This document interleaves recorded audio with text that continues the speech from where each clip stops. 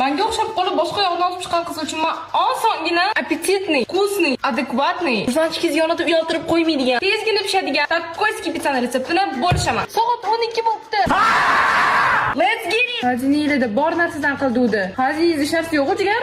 Bu degani qo'shimlarni xaziniyakani bo'shatish payti keldi. Shu bilan ko'zimga birinchi tushgan kolbasa. Picaldesni kukuruz va svetofor rangli kartkilar olib, mana shunaqa janglirovat qilaman. Ana nimani chopsam ekan, kozim mozzarella. Ga mana shunaqa kameradagi tushib qoldi. Onasining sho'ri bor. To'g'risini aytaman, nachinkani tayyorlash xamiridan ancha qiyin ekan. Chunki men bilmagandim oddiygina golubtsini tozalash uchun 8 soat ketishini.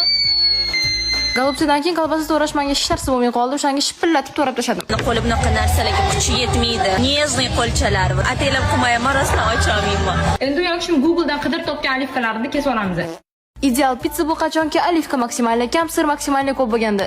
Наконец-то готовkamizdan eng finalli etapiga kelib oldik. Men sizlarga endi umringlardagi eng oson xabar qilishni o'rgataman. O'sha legendarniy xamirimizga kerak bo'ladi 350 mg sut, 2 целый tuxum, so'lna glas, faqat menga o'xshab ko'zinglarga emas, to'g'riga so'rasiz. Bu ingredientlarni aralashtirishga moralni tayyorgarlik ko'rayotganimda un solmagan esimga tushib qoldi. Tez aybimni to'g'rilab, xullas, bor masalani aralashtirishga tushdim. Bu odob bugur xamir aralaштirish golubcha tozalashdan ham qiyin ekan. Zalda dengruk bo'lganda ham bunchalik qiynalmasdim to'g'risi. Testamay qoldi. Hammaga rahmat. Manfetim zaryadkasi o'chdi. Endi bu yoqqa qop-qora ominani ko'rasizlar. Qop-qora omina bilan endi riski bo'lmaga qo'yib olasizlar. Tayyor bo'lgan shu quyuqroq, lekin suyuqroq xamirimizni quyib, ustidan yerlarni tozalab chiqqan svetoforni golubchalarimizni qilib olamiz. Algarskilarni ham adekvatni распределить qilib oldim. Homilador opam ko'rmasin bu videoni, bo'lmasa yugurib kelib oladi uyimizga. Protsessimizni kolbasa, Googledan chiqqan olivka.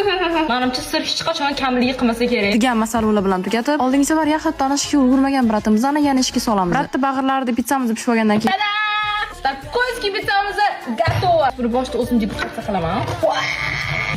Soqqana chiqqan. Buni qaranglar, sirlarni o'qib pishyapti.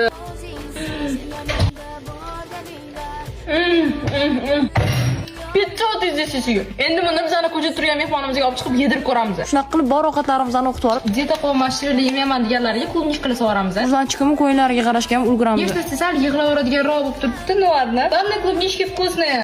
Orada jo'xori solmaganimiz esimga tushib, tabusidan taxlab yesiladi. Paketikka takoyskiy qilib berib yubordim. Это o'rtalash bilan sizga, men bu desert yeyman deganingizga shirinlik. Qo'lingiz bilan ushlamang, kirqo.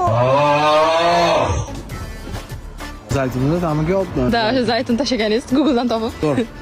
Точно, нравится? Bilamsan, mazali hozir o'qishga borib bolaga beramiz.